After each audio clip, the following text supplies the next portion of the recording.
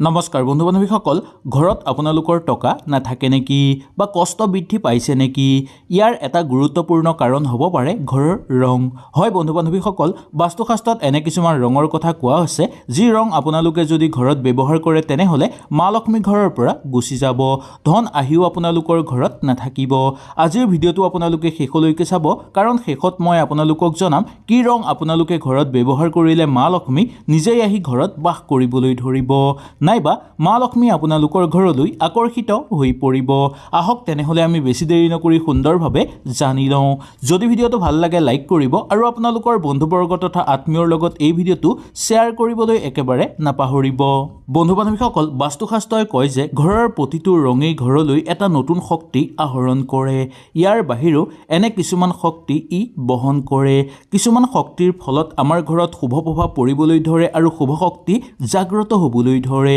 আৰু এনে কিছুমান ৰং যদি আমি ঘৰত ব্যৱহাৰ কৰোঁ তেনেহলে আমাৰ ঘৰত নিগেটিভ শক্তি বৃদ্ধি পাবলৈ ধৰিব সেই কাৰণে আমি ঘৰত কি ৰং ব্যৱহাৰ কৰিব লাগে সেই কথাটো জনাটো অত্যন্ত দৰকাৰ এই কথা জানিলে আমি সুন্দৰভাৱে থাকিব পাৰিম আৰু লগতে মা লক্ষ্মীৰ পৰম কৃপা আমাৰ ওপৰত পৰিব যাৰ ফলত ঘৰত ধন সম্পত্তি বৃদ্ধি পাবলৈ ধৰিব নতুন নতুন সুযোগ সুবিধা আহিব আৰু আপোনালোকৰ সকলো মনৰ আশা পূৰ্ণ হৈ পৰিব যেতিয়া আপোনালোকৰ ঘৰত নিগেটিভ শক্তি বৃদ্ধি পাবলৈ ধৰিব তেতিয়া আপোনালোকৰ অবান্তিক খৰচ বৃদ্ধি পাবলৈ ধৰিব উপাৰ্জন থাকিব যদিও সঞ্চয় কৰিব নোৱাৰিব ঘৰত অশান্তি আৰম্ভ হ'বলৈ ধৰিব এই তিনিটা লক্ষণ যদি আপোনালোকে দেখা পায় তেনেহলে জানিব যে আপোনালোকৰ ঘৰত নিগেটিভ শক্তিৰ প্ৰভাৱ বৃদ্ধি পাবলৈ ধৰিছে আৰু যদি শুভ ৰং আপোনালোকে ঘৰত ব্যৱহাৰ কৰে তেনেহলে আপোনালোকৰ ঘৰত সকলো ক্ষেত্ৰতে শুভ প্ৰভাৱ পৰিব ঘৰত অৰ্থ অহাৰ বাট মুকলি হৈ পৰিব ঘৰত অৰ্থ জমা হ'বলৈ ধৰিব আৰু ঘৰ পৰিয়ালত সুখ সমৃদ্ধি বৃদ্ধি পাবলৈ ধৰা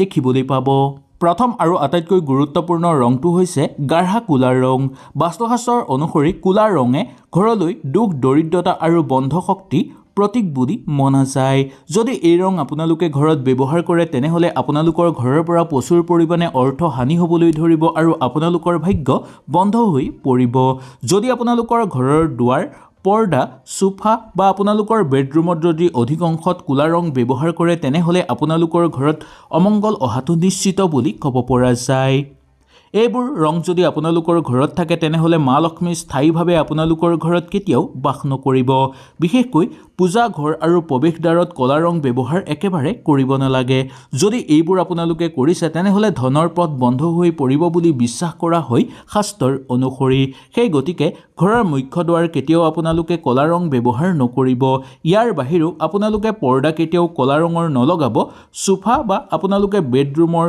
ৱালৰ ৰং কেতিয়াও কলা ব্যৱহাৰ নকৰিব এনে কৰাটো অশুভ বুলি মনা গৈছে কলা ৰঙে বেয়া শক্তি সোনকালে আকৰ্ষণ কৰে আৰু এই বেয়া শক্তি আকৰ্ষণ হ'ব আপোনালোকৰ ঘৰলৈ যাৰ ফলত আপোনালোকৰ ঘৰত ইয়াৰ প্ৰবল প্ৰভাৱ দেখিবলৈ পাব 2 নম্বৰ ৰংটো হ'ল গাঢ়া ৰঙা ৰং বহু লোকে ভাবে যে ৰঙা ৰংটো শুভৰ চিহ্ন কিন্তু বন্ধু বান্ধৱীসকল অত্যাধিক ৰঙা ৰং যদি আপোনালোকে ঘৰত ব্যৱহাৰ কৰে তেনেহলে আপোনালোকৰ ঘৰত বেয়া শক্তি জাগ্ৰত হ'বলৈ ধৰিব এই ৰঙক জুইৰ শক্তিৰ বহুৱাৰ ক্ষেত্ৰতো সহায় কৰে ইয়াৰ ফলত আপোনালোকে ঘৰত দেখিবলৈ পাব যে ঘৰৰ মানুহৰ খং বৃদ্ধি পাবলৈ ধৰিব ঘৰত কাজিয়া পেচাল বেছিকৈ হ'বলৈ ধৰিব মানসিক চাপ আপোনালোকৰ বৃদ্ধি পাবলৈ ধৰিব যদি ঘৰত শান্তি আপোনালোকৰ নাথাকে তেনেহলে সেই ঘৰত কেতিয়াও মা লক্ষ্মীয়ে প্ৰৱেশ নকৰিব মা লক্ষ্মী সদায় শান্তি জাগা বিচাৰে আৰু শান্তি জাগা পছন্দ কৰে যি মানুহৰ ঘৰত শান্তি থাকে সেই ঘৰত সাক্ষাৎ মা লক্ষ্মী আহি বাস কৰে আৰু সেই ঘৰৰ মানুহৰ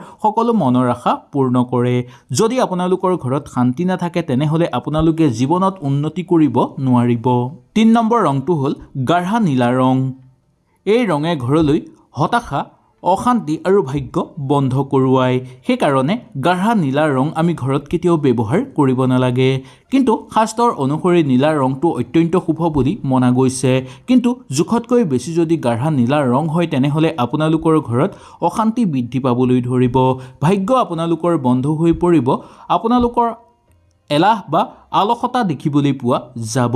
সেইকাৰণে এই ৰং আমি কেতিয়াও ব্যৱহাৰ কৰিব নালাগে।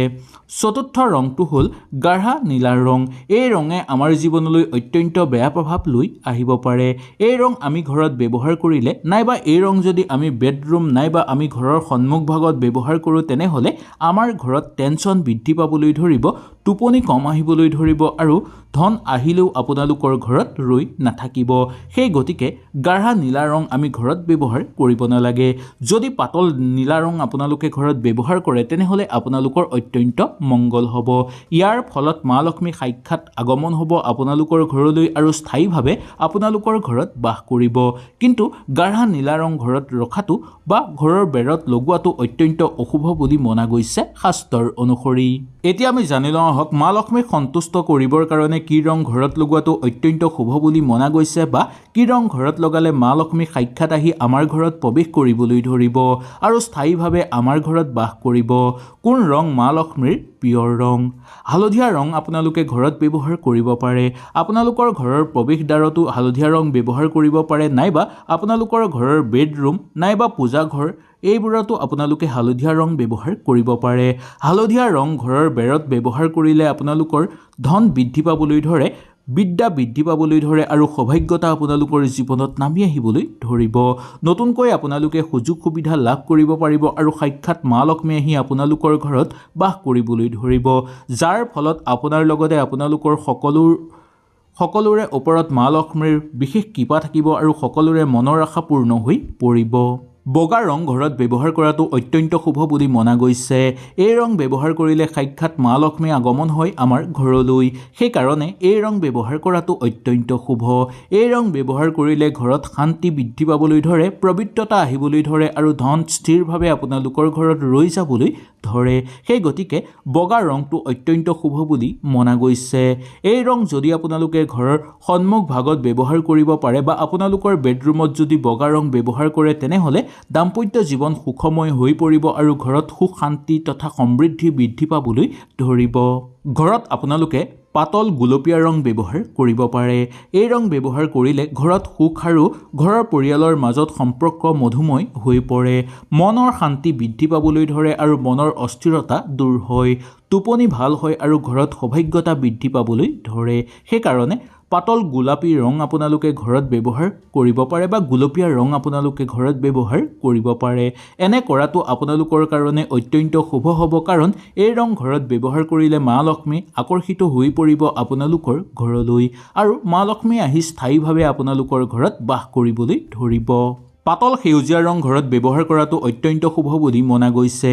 এই ৰং ঘৰত ব্যৱহাৰ কৰিলে বৃদ্ধি পাবলৈ ধৰিব আপোনালোকৰ জীৱনত উন্নতি, নতুন সুযোগ আপোনালোকৰ ঘৰলৈ আহিব, মা লক্ষ্মী সাক্ষাৎ আগমন হ'ব আপোনালোকৰ ঘৰলৈ আৰু যাৰ ফলত আপোনালোকৰ সকলো মনৰ আশা পূৰ্ণ হৈ পৰিব। আপোনালোকৰ টোপনি ভাল হ'ব, পৰিৱেশ শান্ত হৈ থাকিব আৰু আপোনালোকৰ সম্পৰ্ক তথা ঘৰুৱা পৰিৱেশ বা পাৰিবাৰিক ক্ষেত্ৰত সুখ সমৃদ্ধি বৃদ্ধি পাবলৈ ধৰা দেখিবলৈ পোৱা যায়। সেইকাৰণে ঘৰৰ সন্মুখ ভাগত বা ঘৰৰ বেডৰুমত নাইবা পূজাঘৰত আপোনালোকে পাতল সেউজীয়া ৰং ব্যৱহাৰ কৰিব পাৰে। বন্ধু বান্ধৱীসকল, এই গুৰুত্বপূৰ্ণ কথাখিনি আপোনালোকে নিশ্চয় মানি চলিব। বিশেষকৈ পূজা ঘৰত আপোনালোকে কেতিয়াও ক'লা ৰং ব্যৱহাৰ নকৰিব বা একেবাৰে ডাঠ ৰং আপোনালোকে ব্যৱহাৰ নকৰিব। প্ৰৱেশ দুৱাৰৰ ক্ষেত্ৰত আপোনালোকে উজ্জ্বল ৰং আৰু শুভ ৰং ব্যৱহাৰ কৰাটো অত্যন্ত শুভ বুলি মনা গৈছে। এইকেইটা কথা যদি আপোনালোকে মানি চলে মা লক্ষ্মীৰ পৰম আশীৰ্বাদ আপোনালোকে লাভ কৰিব পাৰিব।